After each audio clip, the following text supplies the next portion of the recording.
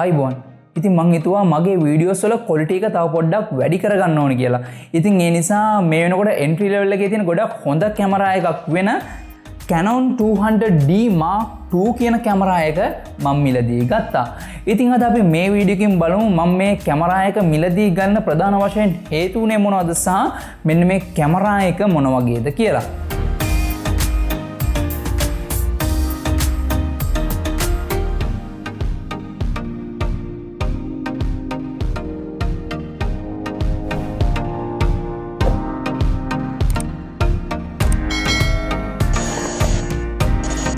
ඉතින් මුලින්ම මෙන්න මේ වගේ බොක්ස් එකක තමයි අපිට මෙන්න මේ Canon 200D Mark II කියන කැමරා එක බලා ගන්න හම්බෙන්නේ. ඉතින් මේ බොක්ස් එකේ සඳහන් කරලා තියෙනවා 8x55 කියන කිට් ලෙන්ස් එක එනවා කියලා. ඊට පස්සේ මේකේ ප්‍රධාන ස්පෙක්ස් කිහිපයක් මෙයාලා මේ විදිහට සඳහන් කරලා තියෙනවා. ඉතින් මෙතන CMOS sensor එකක් තියෙනවා කියලා සඳහන් වෙනවා. ඊට පස්සේ ISO range එක, ඊළඟට dual pixel auto focus පහසුකම සහ 4K වීඩියෝ රෙකෝඩ් කරන්නත් පුළුවන්. ඊළඟට vari-angle LCD display එකක් සහ Wi-Fi සහ Bluetooth පහසුකමත් මෙන්න මේ කැමරා එකේ inbuilt ඇවිල්ලා තියෙනවා. එහෙනම් අපි මේක unbox කරලා ඉමු. බොක්ස් එක ඕපන් කරපුවාම අපිට බලා ගන්න පුළුවන් මේකට ඇවිත් තියෙන paper works ටික. ඉතින් මේක ගොඩක්ම වටිනවා කැමරා එක ගැන දැනගන්න. ඊට පස්සේ අපිට charging cable එක බලා ගන්න පුළුවන්. ඊළඟට charging adapter එක එහෙම නැත්නම් charging dock එක තියෙනවා. ඊළඟට බැටරි එක තියෙනවා. ඊට පස්සේ කැමරා එකට එන ස්ට්‍රැප් එක බලා ගන්න පුළුවන්. ඉතින් මේක දාලා මේ කැමරා එක පාවිච්චි කරොත් කැමරා එක වැටෙන්නේ නැති වෙන්න පාවිච්චි කරන්න පුළුවන්. අන්තිමට තමයි අපිට කැමරා එකේ බොඩි එක බලා ගන්න හම්බෙන්නේ. ඉතින් දැන් ඔයා බලන්න ඇති මෙන්න මේ බොක්ස් එකේ කැමරා ලෙන්ස් එක කොහෙද කියලා. ඉතින් ඇත්තටම මේකට 8x55 කියන කිට් ලෙන්ස් එක එනවා. නමුත් මම මේ කැමරා එක මිලදී ගන්නකොට ඒ කිට් ලෙන්ස් එක මිලදී ගත්තේ නැහැ. මොකද ඒ කිට් ලෙන්ස් එකෙන් මගේ YouTube වීඩියෝස් වලට ඒ ඇටි වැඩක් ගන්න බැරි නිසා. ඉතින් ඒ වෙනුවට මම වෙනම මිලදී ගත්තා මෙන්න මේ Canon ළඟම 50mm කියන portrait lens එක. ඉතින් මෙන්න මේ lens එකත් එක්ක ගොඩක් හොඳට background blur කරලා එම ගොඩක් හොඳ shot අරගන්න පුළුවන්. ඉතින් ඒක නිසා මම හිතනවා මේ lens එකත් එක්ක මගේ වීඩියෝස් වලට ගොඩක් හොඳ production quality එකක් අරගන්න පුළුවන් වෙයි කියලා. ඉතින් කැමරා එක ගත්තයින් පස්සේ මේකේ black එක මම මිලදී ගත්තේ නැහැ. මොකද black එකට වඩා මට silver color එකට හිත ගියා. ඉතින් ඒ නිසා මම black එක මිලදී ගන්නේ නැතුව කෙලින්ම silver එක තමයි මිලදී ගත්තේ. ඉතින් මේ කැමරා එක අතර ගත්ත ගමන් මට මාරම comfortable feeling එකක් දැනුණා.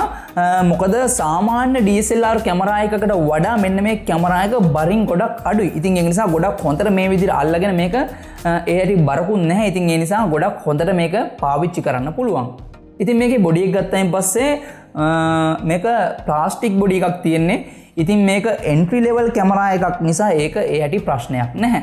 ඉතින් ඊළඟට මෙන්න මේ කැමරා එකට 3.5mm headphone port එකක් තියෙන ඕනම මයික්‍රොෆෝන් එකක් ප්ලග් කරන්න පුළුවන්. ඉතින් මේ කැමරා එක මම තෝරගන්න ඒකත් ප්‍රධාන හේතුවක් වුණා. මොකද මම පාවිච්චි කරන්නේ Boya BYM1 කියන wired collar mic එක. ඉතින් මම සාමාන්‍යයෙන් audio එක වෙනම තමයි රෙකෝඩ් කරගන්නේ. නමුත් මෙන්න මේ කැමරා එකේ inbuilt 3.5mm port එකක් තියෙන නිසා මට වෙනම audio එක රෙකෝඩ් කරගන්න අවශ්‍ය වෙන්නේ නැහැ. මට පුළුවන් කෙලින්ම මගේ මයික්‍රොෆෝන් එකේ plug එක මේකට plug කරලා මේකෙන් වීඩියෝ එක රෙකෝඩ් කරන ගමන්ම මගේ audio එකත් රෙකෝඩ් කරගන්න. ඉතින් මම හිතනවා ඒක මගේ වීඩියෝස් වලට ගොඩක්ම වැදගත් වෙයි කියලා. ඊළඟට අපිට මේකට external shutter button එකක් උනත් plug කරන්න පුළුවන්. ඊළඟට මේකේ දකුණු පැත්තෙන් mini HDMI port එකක් සහ micro USB port එකක් තියෙනවා. ඉතින් මෙන්න මේ micro USB port එක පාවිච්චි කරලා මගේ PC එකත් එක්ක මෙන්න මේකේ තියෙන දේවල් ඉක්මනින්ම transfer කරගන්නත් හැකියාව හම්බ වෙනවා. ඊළඟට මේ කැමරා එකේ ඉස්සරහ පැත්තෙන් බලා ගන්න පුළුවන් මයික්‍රොෆෝන්ස් දෙකක් තියෙනවා. ඉතින් මයික් එකක් ප්ලග් කරන්න අවශ්‍යම නැහැ. ඔයාලට මයික්‍රොෆෝන් එකක් නැත්නම් මේකේ මේ තියෙන මයික් දෙක පාවිච්චි කරලත් ඔයාලට ඇවරේජ් මට්ටමක ඕඩියෝ එකක් අරගන්න පුළුවන්. ඉතින් ඊළඟට මේ කැමරා එක මම මිලදී ගන්න තවත් හේතුවක් වෙච්ච දෙයක් තමයි මේකේ තියෙන full articulating vari-angle display එක.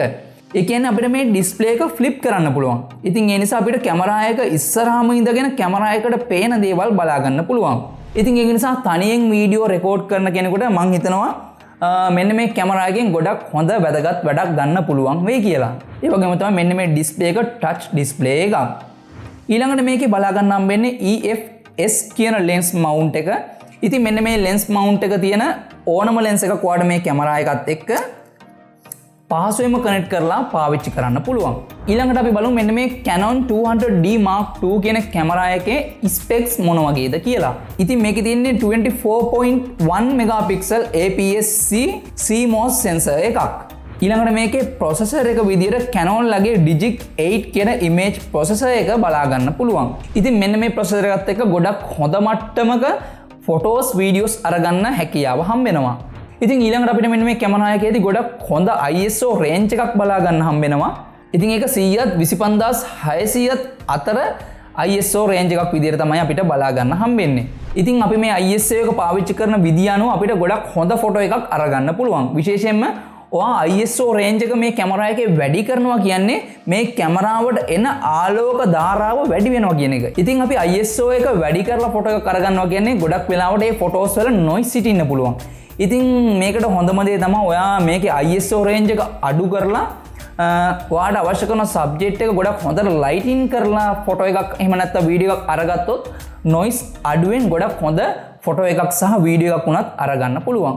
ඊළඟට මේ කැමරා එකේ shutter speed එක 1/4000 per second විදියට බලා ගන්න පුළුවන්. ඉතින් ඒ නිසා ගොඩක් සෙලවෙවි තියෙන දෙයක් වුණත් ෆීස් කරලා ගොඩක් හොඳ ෆොටෝ එකක් මෙන්න මේ කැමරා එකත් එක්ක අරගන්න පුළුවන්.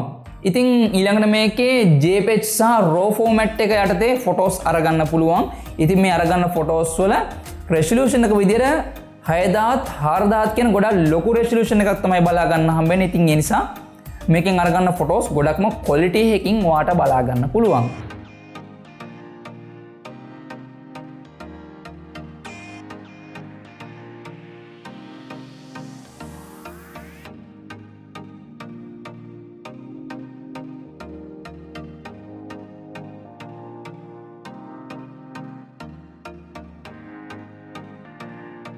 ඊළඟට මේකේ වීඩියෝස් ගැන කතා කරොත් මේකෙදී 4K quality එකකින් සහ Full HD quality එකෙන් වීඩියෝ රෙකෝඩ් කරගන්න පුළුවන්.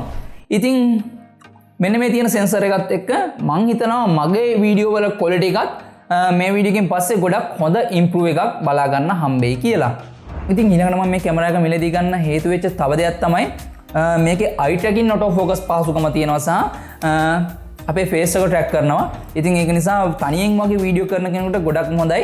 වීඩියෝ එක ස්ටාර්ට් කරලා තියලා කැමරා එක ඉස්සරහ ඇවිල්ලා වාඩි වෙච්ච ගමන් ෆේස් එක එහෙම නැත්නම් ඇස ට්‍රැක් කරලා ගොඩක් හොඳට මේක සබ්ජෙක්ට් එක ફોකස් කරගන්නවා.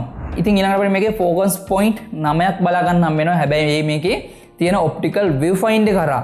නමුත් ඔයා මේකේ තියෙන ඩිස්ප්ලේ එකට එහෙම නැත්නම් ලයිව් view එකට ස්විච් වුණාට පස්සේ ඔයාලට මේකේදී 3975ක ફોකස් පොයින්ට් ප්‍රමාණයක් බලා ගන්න පුළුවන්. ඉතින් ඒ නිසා අපිට ගොඩක් හොඳ ෆොටෝ එකක් වීඩියෝ එකක් අරගන්න පුළුවන් විදිහට තමයි මෙන්න මේ Canon 200D Mark II කියන කැමරා එක හදලා තියෙන්නේ. ඉතින් ඊළඟට අපිට මේකේදී ෆ්ලෑෂර් එකක් බලා ගන්න හම්බ වෙනවා. නමුත් මේක සාමාන්‍ය DSLR කැමරා එක තියෙන ෆ්ලෑෂර් එකක් වගේ නෙමෙයි. ඒ මොකද කිව්වොත් අපිට සාමාන්‍ය DSLR කැමරා එකකින් low light වලදී ෆොටෝ එකක් අරගත්තොත් මෙන්න මේ ෆ්ලෑෂර් එක automatically open වෙලා මේ ෆ්ලෑෂර් එක වැඩ කරනවා. නමුත් මෙන්න මේ කැමරා එකේදී අපිට සිද්ධ වෙනවා අපිට මේ ෆ්ලෑෂර් එක වැඩ කරන්න ඕනේ නම් අපිට මේ විදිහට මේක අතින් ඕපන් කරන්න සිද්ධ වෙනවා. ඉතින් ඊළඟට මේකේ inbuilt Bluetooth සහ Wi-Fi ඇවිල්ලා තියෙන නිසා මේකේ තියෙන දේවල් ඉක්මනින්ම transfer කරගන්න පුළුවන්. අවසාන වශයෙන් මේ කැමරා එකේ බැටරි එක ගැන කතා කරොත් මේකෙද අපිට බලා ගන්න නම් වෙන්නේ මිලිඇම්පියර් hour 1040ක බැටරි කැපැසිටි එකක් තියෙන බැටරි එකක්. ඉතින් මේක entry level කැමරා එකක් නිසා මම නම් හිතන්නේ මෙන්න මේ බැටරි එක හොඳටම ප්‍රමාණවත් වෙයි. ඊළඟට මේ බැටරි එකත් එක්ක මේ කැමරා එකේදී අපිට ෂොට් 900ක් 1000ක් වගේ අරගන්න පුළුවන්. වීඩියෝ ගැන කතා කරොත් විනාඩි 30ක් 35ක් වගේ අරගන්න පුළුවන් විදිහට තමයි මෙන්න මේ Canon 200D Mark II කියන මෙන්න මේ කැමරා එක නිර්මාණය කරලා තියෙන්නේ. ඉතින් මගේ වැඩවලට හොඳටම ගැලපෙන කැමරා එකක් විදිහට තමයි මෙන්න මේ Canon 200D Mark II කියන කැමරා එක. ඉතින් මගේ වැඩවලට විතරක් නෙමෙයි ෆොටෝග්‍රැෆි වලට අලුත් කෙනෙකුට උනත් හොඳටම ගැලපෙන විදිහේ කැමරා එකක් තමයි මෙන්න මේ Canon 200D Mark II camera එක. ඉතින් ඊළඟට කියන්න ඕන දෙයක් හුඟ දෙනෙක් මගෙන් අහපු දෙයක් මේක මම පාවිච්චි කරන කැමරා එක මොකක්ද කියලා. ඉතින් ඇත්තටම මම මෙච්චර දවසක් වීඩියෝ රෙකෝඩ් කරන්න සහ මේ වීඩියෝ එක රෙකෝඩ් කරන්නත් කැමරා එකක් නෙමෙයි පාවිච්චි කරන්නේ. මම මේ වීඩියෝ එකයි මගේ කලින් වීඩියෝ එකයි හැම එකක්ම රෙකෝඩ් කරේ මගේ මෙන්න මේ iPhone 7 එකෙන්. ඉතින් මගේ බජට් එකත් එක්ක මේ කැමරා එක නම් මට ගොඩක්ම වැදගත් වෙනවා.